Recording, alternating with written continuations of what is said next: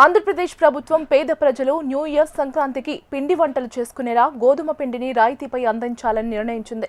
కేంద్రం కేటాయించిన గోధుమలను ఎఫ్సీఐ ద్వారా తీసుకున్న రాష్ట్ర పౌర సరఫరాల సంస్థ వాటిని నాణ్యమైన గోధుమ పిండిగా మార్చి ప్రతి రేషన్ కార్డుకు 1 కిలో చొప్పున ప్యాకెట్లలో పంపిణీ చేయడానికి సిద్ధమవుతుంది. ఈ నెల చివరి నాటికి అన్ని జిల్లాల్లోని రేషన్ షాపులకు ఈ పిండిని చేర్చి జనవరి 1 నుంచి కార్డుదారులకు అందజేయాలని అధికారులు చర్యలు తీసుకుంటున్నారు.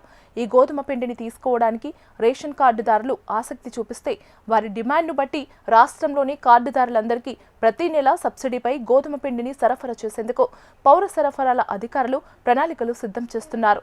ఈ పథకం ద్వారా సంక్రాంతి పండుగను అందరూ సంతోషంగా జరుపుకునేలా ప్రభుత్వం చర్యలు తీసుకుంటుంది.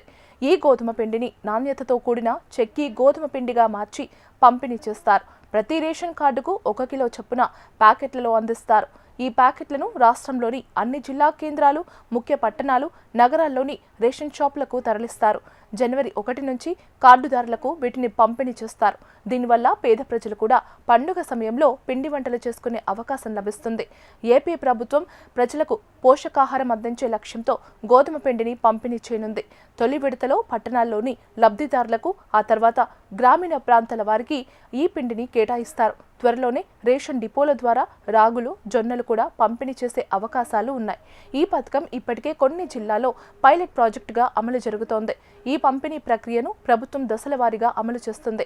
వీటిని రేషన్ డిపోల ద్వారా ప్రజలకు అందుబాటులోకి తీసుకురావాలని ప్రభుత్వం భావిస్తోంది.